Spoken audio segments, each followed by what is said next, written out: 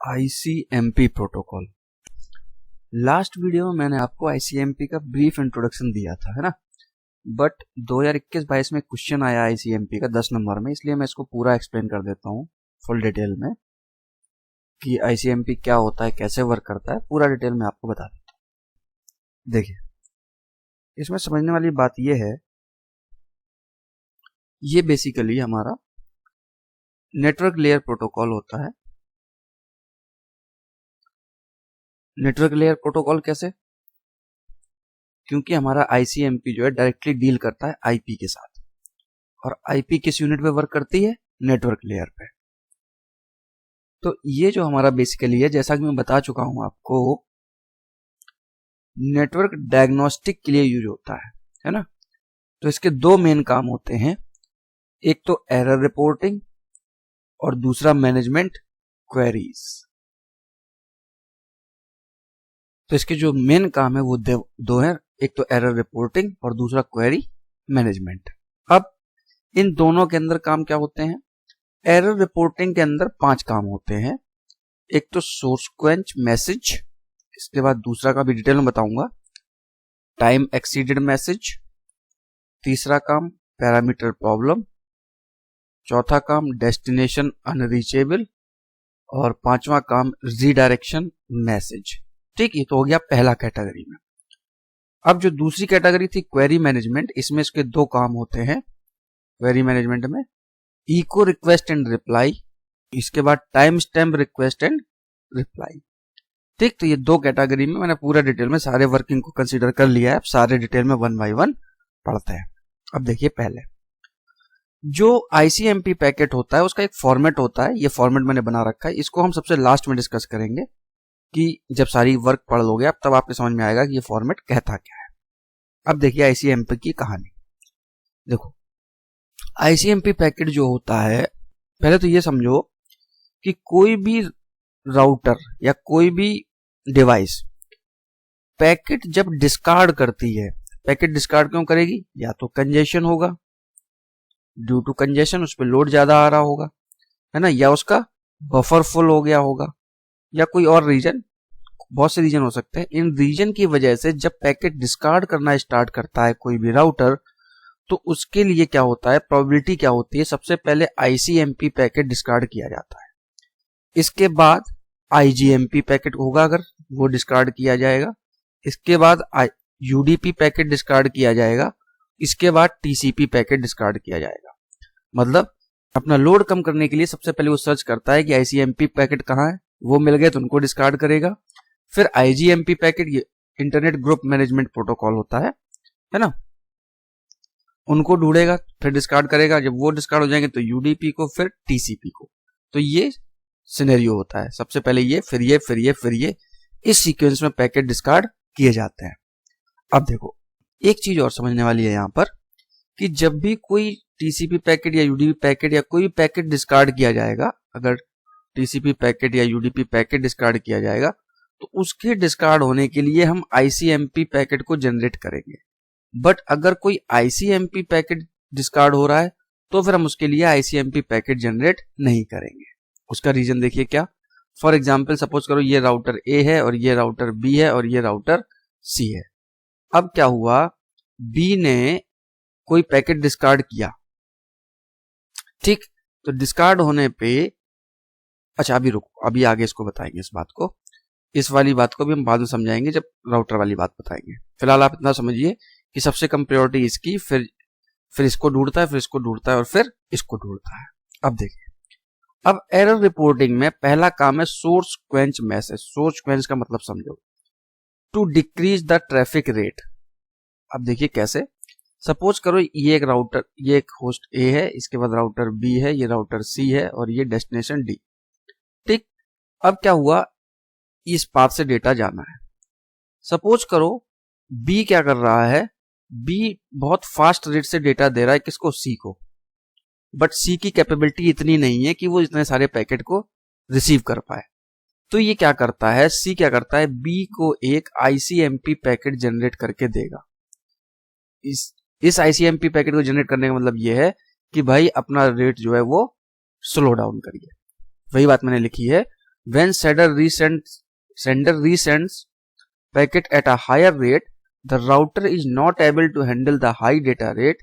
The sender sends a source quench message to sender to send the packet at lower rate.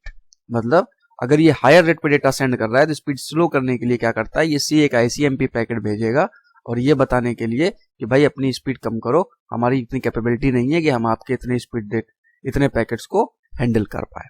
तो इसको बोलते हैं हम लोग क्या, सोर्स क्वेंच मैसेज। तो ये काम हमारा ICMP पैकेट की हेल्प से लिया जाता है। अब देखिए दूसरा काम, टाइम एक्सीड मैसेज। देखो क्या है, सपोज करो A सेंडर है, B रिसीवर है, R1 एक राउटर है, R2 एक राउटर है। तो मैंने आपको बताया था TTL वैल्यू, TTL का कॉन्सेप्ट बताया था ना। TTL क्या करता है, हर एक राउटर पे इसकी वैल्यू कम होती जाती है। अब देखो क्या होगा, सपोज करो इसकी वैल्यू है 4, या सपोज करो इसकी वैल्यू है, TTL की वैल्यू है यहां पर 4। तो जब ये पैकेट यहां पहुंचेगा तो TTL की वैल्यू कितनी हो जाएगी, 3। एक एक रिड्यूस होती जाती है ना हर एक राउटर पे। यहां TTL की वैल्यू कितनी हो जाएगी, TTL इसकी वैल्यू हो जाएगी 2।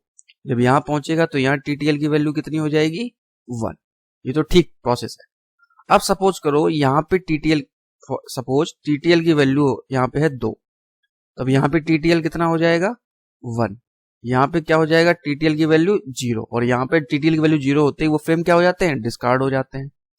तो ये कैसे पता चलेगा कि जो पैकेट डिस्कार्ड है जो आपने भेजा है वो TTL की वजह से जा रहा है। तो जहां पर भी TTL की वैल्यू 0 हो जाती है तो ये राउटर ओरिजिनल सोर्स को बताता है कि भाई हम आपका पैकेट जो है यहाँ पे डिस्कार्ड हो रहा है, वजह उसकी ये है कि उसका टाइम टू लिव वाला जो काउंटर था वो 0 हो गया है। तो ये बात लिखी है कि whenever a router decrease a datagram with a TTL value to 0, then the router discard the datagram, उसको डिस्कार्ड कर देगा and send the time exceeded message to the original source. तो टाइम एक्सीड मैसेज के लिए भी हम ICMP packet का use करते हैं। ये TTL 0 होने पे इसको एक ICMP पैकेट भेजेगा और इसको बताएगा कि भाई टाइम एक्सीड की वजह से आपका पैकेट यहाँ पे डिस्कार्ड किया जा रहा है। अब देखो, अब मैं यहाँ वो बात समझाता हूं जो मैंने पहले छोड़ी थी, ये वाली बात जो मैंने यहाँ पे लिखा था कि TCP पैकेट या कोई भी पैकेट डिस्कार्ड होने की वजह से हम ICMP पैकेट को जनरेट करते हैं, बट ICMP पैकेट अगर डिस्कार्ड हो रहा है तो फिर हम उसके लिए ICMP पैकेट जनरेट नहीं करेंगे। अब देखना इसका मतलब क्या है। सपोज करो पैकेट A से B पे गया और B से C पे जाना है, ये ओरिजिनल पाथ है। अब कोई पैकेट B पे पहुंचा TTL की वजह से या किसी और रीजन की वजह से, यहाँ ट्रैफिक की वजह से इसने क्या किया, उस पैकेट को डिस्कार्ड कर दिया, TCP पैकेट या IP पैकेट को डिस्कार्ड कर दिया। तो अब B A को कैसे बताएगा कि भाई हमने आपका ये पैकेट डिस्कार्ड कर दिया, तो इसके लिए क्या करेगा, एक ICMP पैकेट भेजेगा। ठीक, अब देखो इसका एक और सिनेरियो, सपोज करो मैं थोड़ा सा पाथ बड़ा कर देता हूं, A B C और D। ठीक, अब C ने कोई पैकेट B से पैकेट आया, C ने डिस्कार्ड कर दिया, तो ये इसके लिए क्या करेगा, ICMP पैकेट जनरेट करके B को देगा। ठीक है, अब क्या हुआ, B, मैंने आपको बताया कि सबसे लोएस्ट प्रायोरिटी सबसे पहले कौन से पैकेट डिस्कार्ड होते हैं, ICMP पैकेट। तो B के पास सपोज करो बफर ज्यादा हो गया, कंजेशन ज्यादा मिल गया, तो इसने इस ICMP पैकेट को डिस्ट्रॉय कर दिया।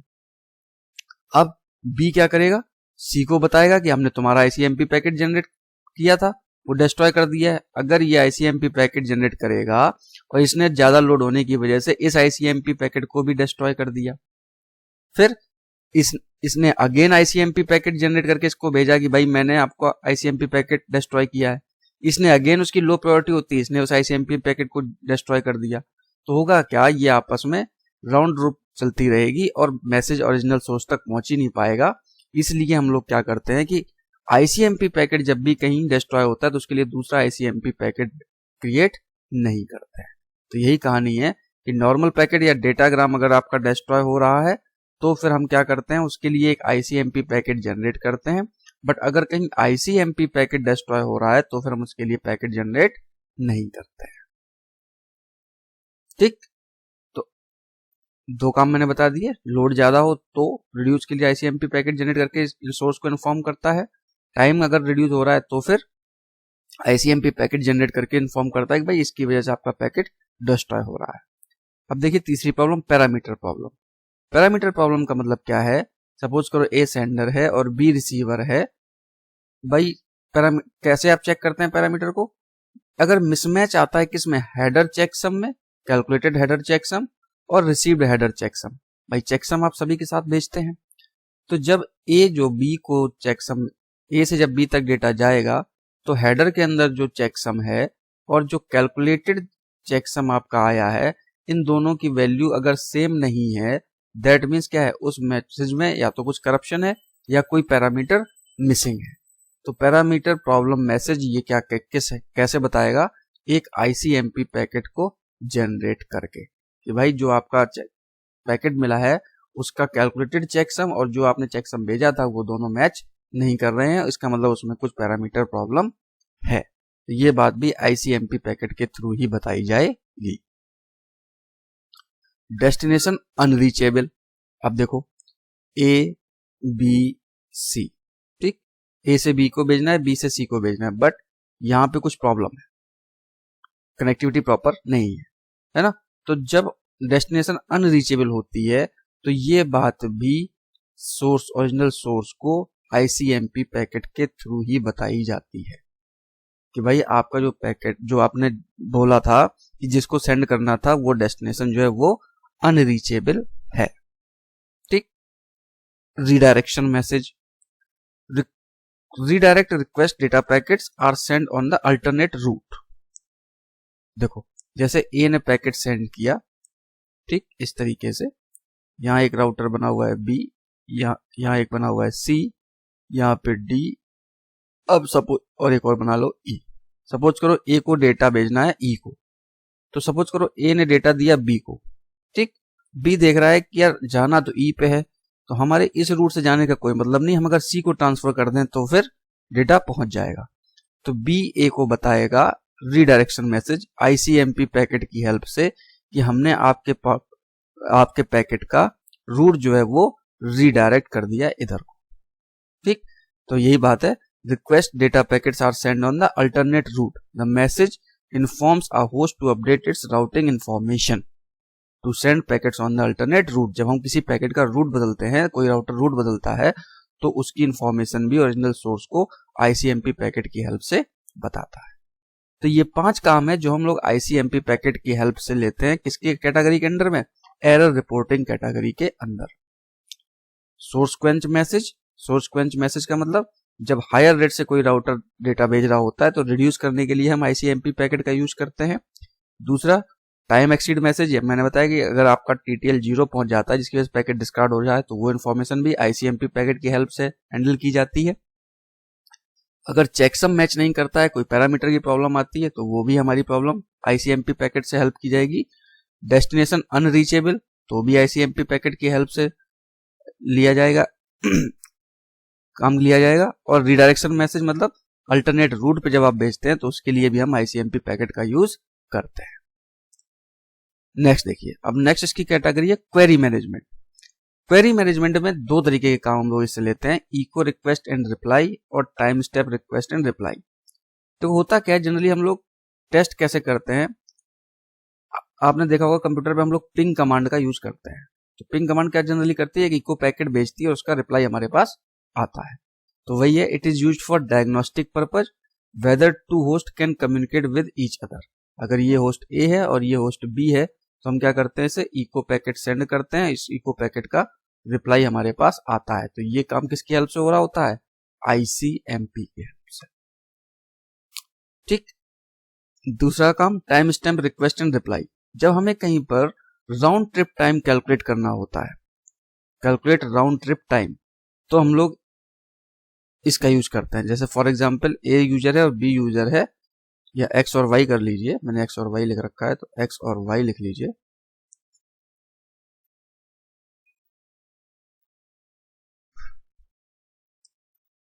यहां पर एक कंप्यूटर एक्स है और एक वाई है, इनके बीच में राउंड ट्रिप टाइम कैलकुलेट करना है। तो हम लोग क्या करते हैं, यहां से एक आईसीएमपी पैकेट भेजते हैं और ये इसका रिप्लाई देता है ICMP पैकेट का। ठीक, तो ये क्या करते हैं हम लोग, जो हमारा टाइम निकल के आता है वो हमारा राउंड ट्रिप टाइम होता है, इसको हम हाफ कर लेते हैं तो वही हमारा टाइम स्टैम्प हो जाता है। तो ये काम भी किसकी हेल्प से करते हैं हम लोग, ICMP पैकेट की हेल्प से करते हैं। तो ये हमारे काम हो गए। अब देखो इसमें समझने वाली बात क्या है, इसमें शॉर्ट में मैं आपको समझाता हूं एक चीज और एक कॉन्सेप्ट। सपोज करो ये सेंडर A है, रिसीवर B है, बीच में एक राउटर R1 है, एक राउटर R2 है, यहां से पैकेट यहां से यहां से यहां। अब क्या होगा, सपोज करो जो मैंने रीजन्स अभी ऊपर बताए हैं उन रीजन्स की वजह से R1 पे हमारा पैकेट डिस्ट्रॉय हो रहा है। तो देखो तीन चीजें होती हैं, क्या कि पैकेट, सबसे पहली बात कि किसने डिस्ट्रॉय किया, ठीक, दूसरा रीजन क्यों डिस्ट्रॉय किया और क्या डिस्ट्रॉय किया गया है, किसने किया, क्यों किया और क्या किया। तो इसका रिप्लाई देना होता है ICMP पैकेट में। तो इसके लिए क्या है, ICMP पैकेट का एक फॉर्मेट बनाया गया। फॉर्मेट मतलब आप देखो कैसे, ये क्या करता है, इसमें जब ये ICMP पैकेट, सपोज करो इससे ICMP पैकेट जनरेट हुआ है, यहां पे पैकेट लॉस हुआ था, तो क्या करता है ये सेंडर की IP, सेंडर IP और रिसीवर IP, ठीक। तो सेंडर कौन है यहाँ पे, R1, तो हम यहां पे लिख देते हैं IP ऑफ R1। किसको भेज रहा है, A को, तो IP ऑफ A, ठीक। तो अब इससे ये बात क्लियर हो गई, इससे ये बात क्लियर हो जाएगी कि कौन हमारा पैकेट को डिस्ट्रॉय कर रहा है। तो जाहिर सी बात है जो हमारा सेंडर है, ठीक, कि R1 हमारा पैकेट डिस्ट्रॉय हो रहा है, इस राउटर पे हमारे पैकेट डिस्ट्रॉय हो रहे हैं। क्यों हो रहे हैं, ये बात हम एक फील्ड नहीं बनाते हैं जिसका नाम दे दिया हमने टाइप, कि भाई टाइप में चीज डिफाइन है कि भाई क्यों डिस्ट्रॉय हो रहे हैं, ठीक। और क्या डिस्ट्रॉय हो रहा है, तो उसके लिए हम एक डेटा फील्ड भी लगाते हैं यहां पर।